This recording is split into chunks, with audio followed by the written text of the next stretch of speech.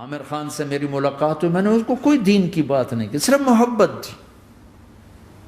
اب تک اس کے میسج آتے کہ میں زندگی میں کسی سے متاثر نہیں ہوا، تم پہلے آدمی ہو جس سے میں متاثر ہوں. میں نے کوئی جادو کیا، صرف محبت. لوگوں کو محبت دو، قریب ہوں گے. میں جب گیا بڑی مشکل سے اللہ نے، ملاقات کا کوئی راستہ ہی نہیں تھا، وہ مجھے نہیں جانتا تھا، میں اسے نہیں جانتا تھا، تو کوئی موقع نہیں مل رہا تھا ملاقات کا. تو اللہ نے شاہد آفریدی کو بھیج دیا.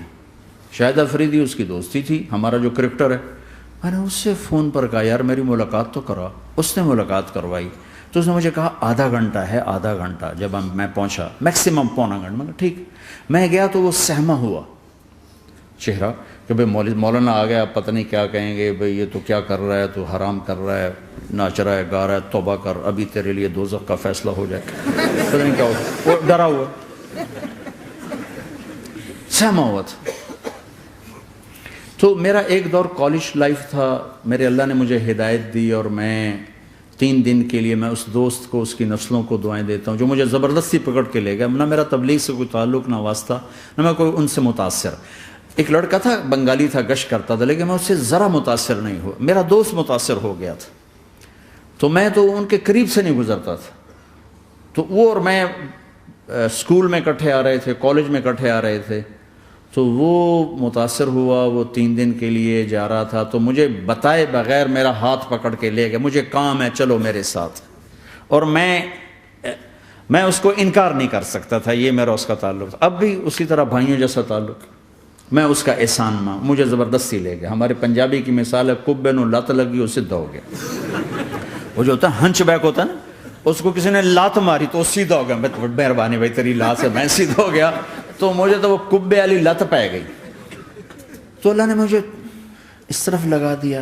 اور جب میری کالج لائف، میں نے کالج کا بہترین سنگر تھا، اسکول کا بہترین. یہ جنید جمشید کیا ہے جو اس زمانے میں یہ سارا کو اٹھایا میں نے سارا کیا ہے. تو اب وہ بیچارہ ایسے بیٹھا ہوا. تو میں نے اس سے بیٹھتے ہی فلموں کی باتیں شروع کر دی. اور تھوڑی دیر بعد کہ میں نے محسوس کیا کہ فرام 60 to 72 جو فلم انڈسٹری کو جتنا میں جانتا تھا اتنا وہ نہیں جانتا تھا. تو اس کے اوپر میرے علم کا روپ پڑ گیا. اس کی لائن کا علم تھا نا. تو حیران پریشان، یہ واز تو ہو نہیں رہا. تو کبھی دلیپ کمار کی باتیں شروع ہو گئیں، کبھی راج کپور کی شروع ہو گئیں، اور کبھی محبوب صاحب شروع ہو گئے، کبھی مدن موہن شروع ہو گئے. وہ آدھا گھنٹہ تو یوں ہی گزر گیا. تو آدھے گھنٹے کے بعد میں نے کہا جی ہمارا تو ٹائم اوور کا نہیں، اٹھیں چلے ادھر چل کے بیٹھتے. وہ کھانے کی ٹیبل پر تھے تو وہاں جا کے بیٹھ گئے. پھر وہیں باتیں شروع ہو گئیں. جب اس کا سارا خوف دور ہو گیا اور ریلیکس ہو گیا، اس میں پونے گھنٹے سے 50 منٹ گزر گئے تھے. تو پھر میں نے کہا عامر بھائی آپ حج پہ آئے ہیں، اگر آپ اجازت دیں تو آپ کو اپنے نبی کا حج سنو. کہنے لگے ہاں جی ضرور سنائی. پھر میں 1.25 گھنٹہ بولتا رہا اور وہ ایسے کر کے یہاں سے وہ یوں نہیں ہوا. 1.25 گھنٹہ ایسے بیٹھ کے یوں سنتا، ہلا نہیں اپنی جگہ سے. لوگ محبت کے بھوکے ہیں، تم فتوے دینا شروع کر دیتے. 2 گھنٹے کی ملاقات کے بعد جب ہم نکلے تو نیچے تک چھوڑنے آیا عامر خان. حج کے بعد میں نے کہا ایک ملاقات اور ہو جائے گا، ضرور ہوگی.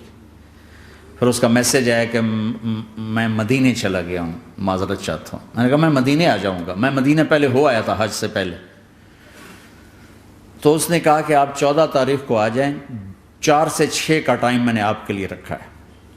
تو میں جنید اور ایک اور ساتھی ہم دوبارہ وہاں چلے گئے. 4 بجے 4:15 ہم اس کے ساتھ ہماری سٹنگ شروع ہوئی. 4:15 سے 10:15 تک 6 گھنٹے مسلسل. اور اس کے ماتھے پہ ذرا نشان نہیں آیا کہ میں بور ہو رہا ہوں. اور اس کے بعد ہم اٹھے، اس کا جی نہیں چاہ رہا تھا کہ ہم اٹھ کے چلے جائیں. محبت. پھر ایک امتحان پڑ گیا. میں اجتماع میں تھا رائمنڈ کے پچھلے سال. اس کا میسج آ گیا میری فلم تلاش آ رہی، اس کی کامیابی کی دعا کرو. لے بھائی اے چنگی بڑی. میں کہا اب کیا کروں؟ جواب دینا بھی ضروری، دعا بھی نہیں ہو سکتی، کیا کروں؟ تو جب وہ میسج آیا تو میرے سامنے کوئی 10-12 علماء بیٹھے تھے. میں نے کہا بھائی یہ میسج ہے، اس کا جواب دو. کہا جی یہ ہمارا فیلڈ نہیں، تمہارا ہے، تو ہی جواب دے. میں سارا دن سوچتا رہا، مجھے کوئی جواب سمجھ میں نہیں آیا کہ جان بھی بچ جائے، جواب بھی چلا جائے. پھر اگلا دن بھی گزر گیا، مجھے کچھ سمجھ میں نہیں آیا.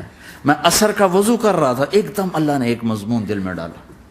تو میں نے فوراً بیٹھ کے اس کو میسج کیا کہ عامر بھائی جو کریٹیو ہوتا ہے نا ذہن، یہ اللہ کسی کسی کو دیتا ہے. تخلیقی ذہن یہ اللہ تعالیٰ کسی کسی کو دیتا ہے، ہر ایک کو نہیں دیتا. اور یہ اللہ کی بہت بڑی عطا ہوتی ہے. اور میں نے تمہارا ساتھ جو وقت گزارا اس میں نے دیکھا کہ اللہ نے تمہیں تخلیقی ذہن دیا ہے، تم کریٹر ہو. اور جو لوگ اس ٹائپ کے ہوتے ہیں وہ کامیابی ناکامی کی پرواہ نہیں کرتے، وہ اپنے کام سے کام رکھتے ہیں. آپ کا بھائی تو فوراً اس کا میسج آیا، آپ ٹھیک کہہ رہے ہیں، آپ ٹھیک کہہ رہے ہیں. بات ہو گئی. پہ میں تھا ہانگ کانگ، میں نے وہاں سے اس کو میسج کیا. دیکھو کسی مصروف آدمی کو براہ راست فون نہ کیا کرو، میسج کیا کرو کہ میں آپ کو فون کر سکتا ہوں، چونکہ میں اس کا بہت ستایا ہوا، بہت ستایا. تو میں نے اسے میسج کیا کہ میں طارق جمیل ہانگ کانگ میں آپ کو فون کر سکتا ہوں، میں آپ کو فون کر سکتا ہوں. میں ہمیشہ اسے، اب بھی میرا فون پہ رابطہ ہے، میں پہلے اسے میسج دیتا ہوں میں آپ کو فون کر سکتا ہوں. اگر اس کا جواب نہ ہے پھر میں نہیں کرتا ہوں. کبھی وہ خود کر لیتا ہے، کبھی وہ میسج دے دیتا ہے کال کر لیں. تو تھوڑی دیر بعد اس کا فون آ گیا کیونکہ میں اس وقت دلی میں ہوں، کانفرنس میں تھا. تو میں نے آپ کا میسج دیکھا تھا، میں اٹھ کے باہر آ گیا ہوں، ابھی آپ سے بات کر کے پھر میں جاؤں گا. تو اسے باتیں کرتے کرتے کہنے لگا آپ کی دعا سے میری فلم کامیاب ہو گئی. میں کہا یا اللہ میں کوئی نہیں کی تھی تینوں.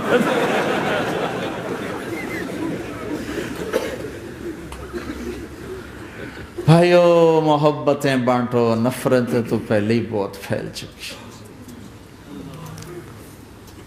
نشہ پلا کے گرانا تو سب کو آتا ہے، مزہ تو تب ہے کہ گرتے کو تھام لے ساتھ.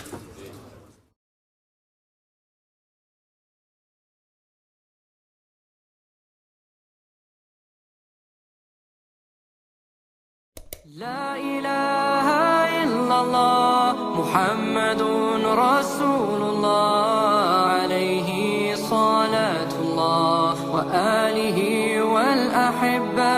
لا إله إلا الله محمد رسول الله عليه صلاة الله وآله